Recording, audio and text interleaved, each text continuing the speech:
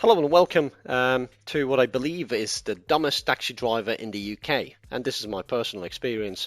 And as you will see, it will be probably one of the most bizarre events you have ever seen. However, I said one of the most because you might have experienced something of similar magnitude. So, 5 days ago, specifically, yes, five, I was involved in an accident with this taxi driver here, right? We have a taxi driver. My white car is over there. It's an estate. And we have the taxi which was dropping off the passengers on double yellow lines in front of the pub on a sort of one-way street here. This is a one-way bit. Yeah.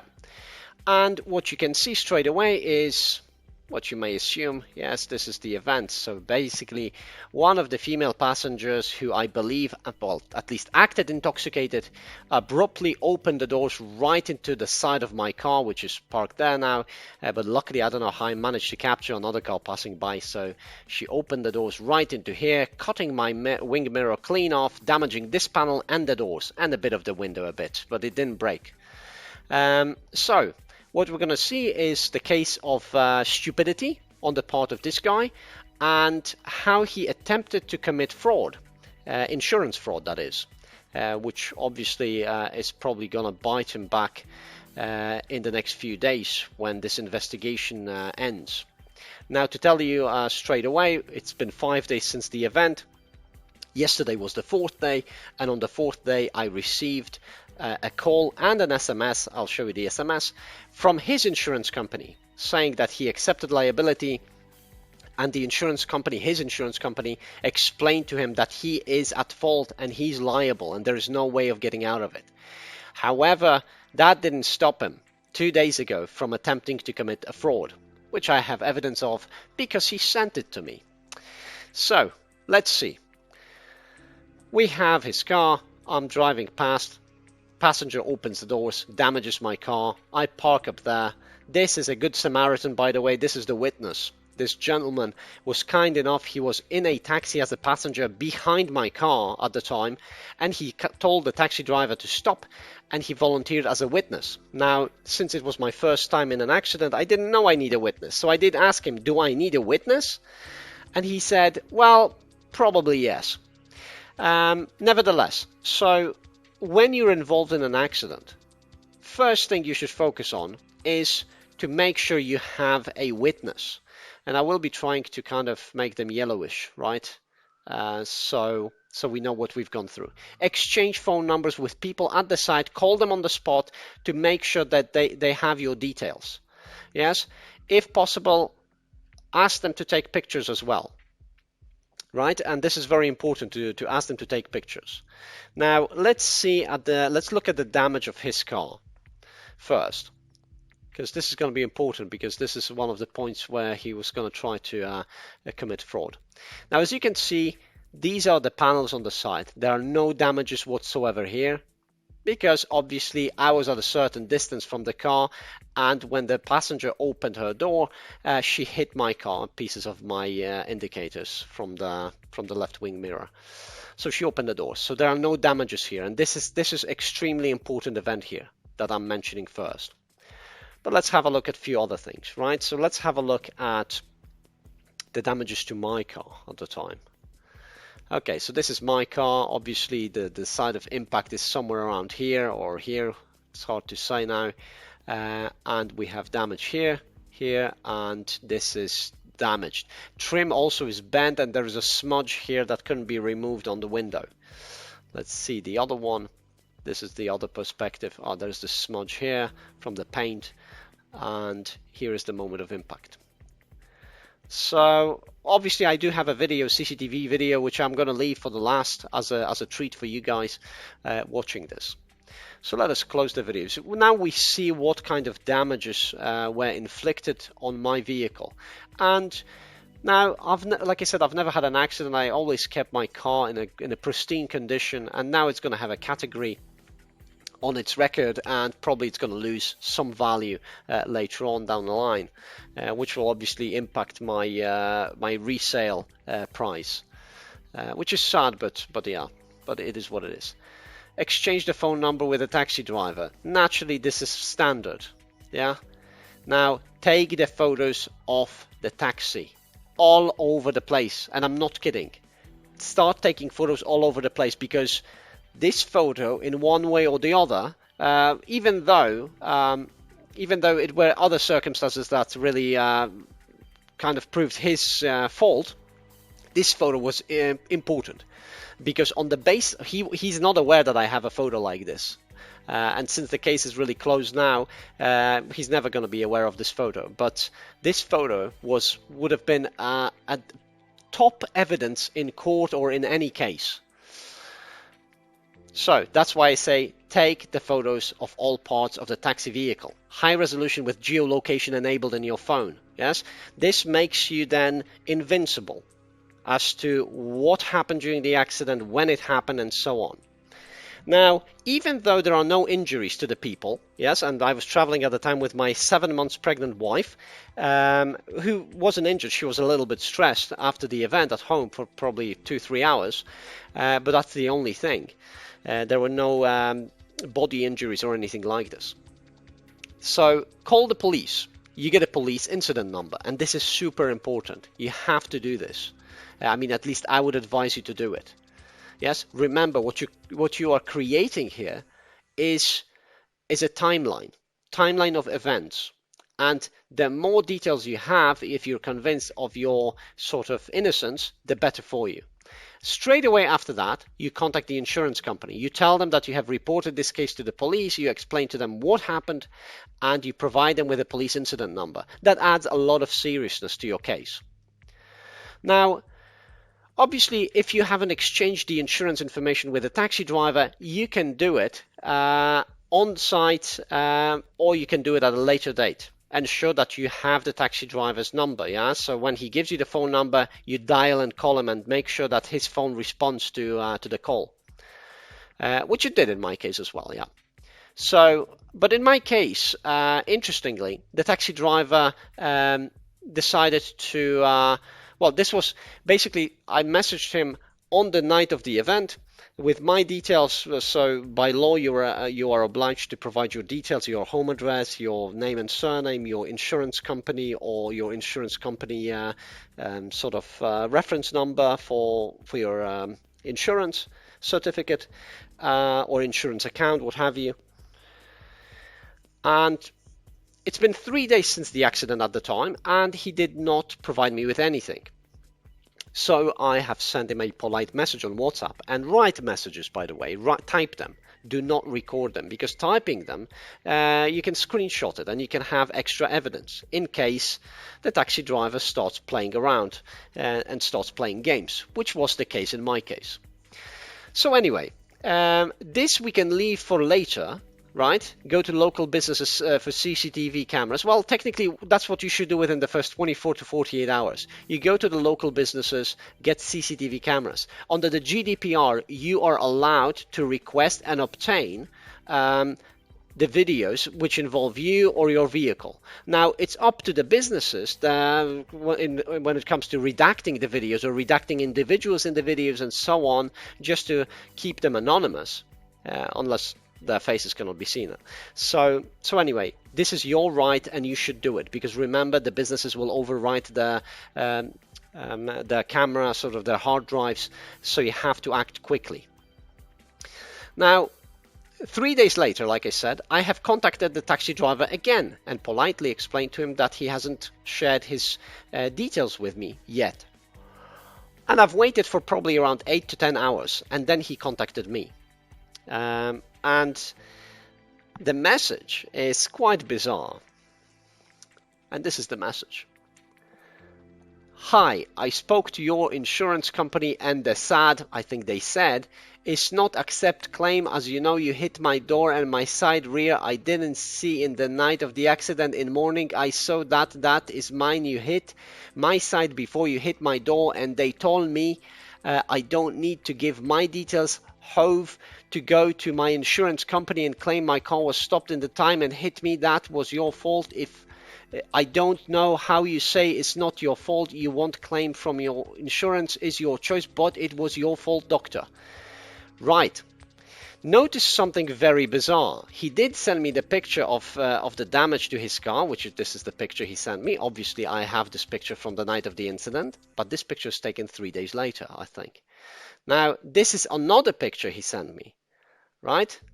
And this picture shows now damages as if they were damaged or scraped with. This seems like a shoe imprint to me, because there's, I think what I see, a bit of dust there or something like that. I don't know. There is a dent here which is very visible. There is another dent here, and there is a scratch here. Now, assuming this is not photoshopped, and I don't think the guy has skills for that. I mean, you can judge from his message to me. Then he must have inflicted the damage himself. He must have done it with a hammer or wrapped into something. Maybe I'm trying to guess what wouldn't cause the damage to paint in one way or the other, if you think about it, you know. So anyway, so he sends me this, but I did tell you in the beginning that it's very important to take pictures of the event. And I did tell you that I had this picture, and I told you to focus on this picture, because at the time of the event, there are no damages here whatsoever. The car is in pristine condition. The only damage there is here. So now what we have is an attempt at fraud.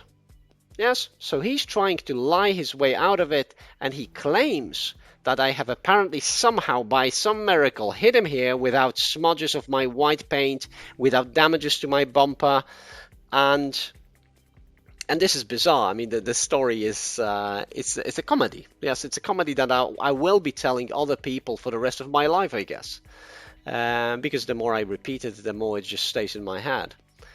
So that's what I said when I said take the photos of all parts of the taxi, because it seems that they can go to length, as this person did, where they would damage their own car, essentially. Okay, so we have this. We have now the taxi driver trying to commit fraud. Yes, and at this point, when I received this, I called the police. And remember, what did I say to you? I said, call the police initially after the event, right? Because now you have the incident number, and now you can call the non-emergency number.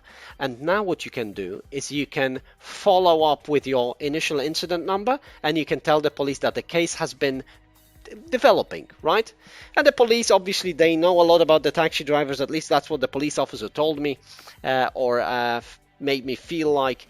The police officer was not surprised at all what is happening, and he said this is typical, this is an insurance fraud attempt, and so on. And the police took my statement, obviously, and they told me they will inform traffic incident unit to investigate further. Now, bear in mind, right? Straight away after that, you need to update your insurance company that this is happening, that the other party is trying to commit fraud, yes, and is lying about events. So you have now two things to do, right? Funny enough, only the day after I reported it to the police, his insurance company called me and sent me a message. Yes, during the call they said that he admits, well, this is the SMS, but also I had a call. So we confirmed that our policyholder has accepted liability. And then I responded to the gentleman, who was, by the way, very friendly, very nice on the call, that I'm very surprised that he accepted liability, because the day before he was claiming fraudulently with pictures and additional damages to his car that it was my fault. Anyhow, they called me, they've explained they can cover everything and so on. However, this is a little bit too late because my insurance company, I'm not afraid to say, this is Aviva, has been fantastic, taking care of me superbly well, providing me with replacement vehicle similar to the size of the vehicle I own, and they were very smooth, very, very supportive. So I would always recommend this company to everyone.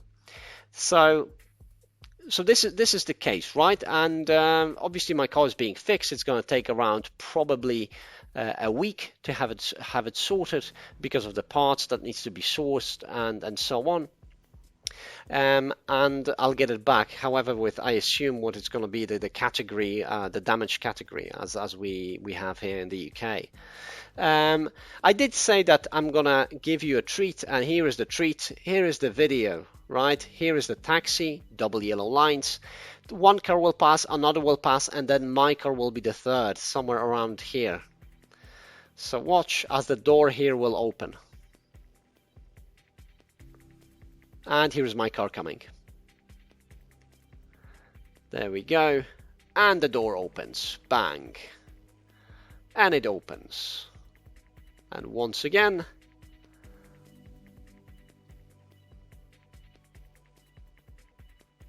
There we go.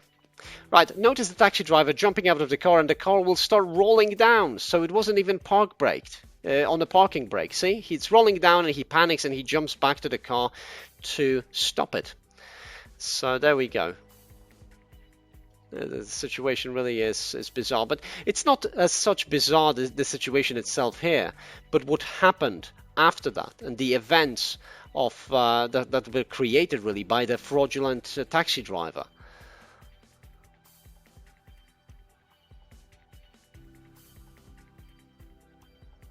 Now, like I said, the taxi driver wouldn't share his details. I don't even know whether the name he provided me with at the time of the incident, which is Ali, was real. So we will never know, because this case is closed, and I have really no intention of contacting him anymore and speaking to him, given what he did, given his fraudulent sort of attempt, because you don't know what he can do. If person is dumb to a point where they will damage their own vehicle in order to try to elicit or extort you from or insurance company to avoid responsibility, obviously his picture, my picture at the time of the event, then I don't know what to tell you. You just want to stay away from people like this. But anyhow, last but not least, we have a local council. Now, because it's a taxi, it's going to be registered with the city council or whatever council, right? And in this case, you can contact the city council and notify them of all the events that have unfolded. You can send them even pictures and evidence, so so they act themselves in one way or the other. Because if you think about this, if you go through an ordeal like this, which obviously involves a great deal of stress, many different phone calls, many different emails, writing, chatting online with insurance representatives and so on, you demand justice, or one would probably demand justice, and you probably wouldn't want other people to go through the same ordeal, looking back at your experience. So what you can do is you can contact the local council and report the taxi driver, because there is this little number on every single taxi plate that they have in the back of their vehicle, and you can report them and explain to them how you feel that this person is a danger to his passengers and to the people around him because of what he does and the way he acts after the events. But anyway, that's up to you. That's why I'm not even highlighting this. I'm going to leave it standard white, because again, this is something that you can do, but you don't have to do. Nevertheless, other events that I have outlined here are superbly important. Yes. Also, back up the pictures that you take, back up the conversations into a cloud or something like this.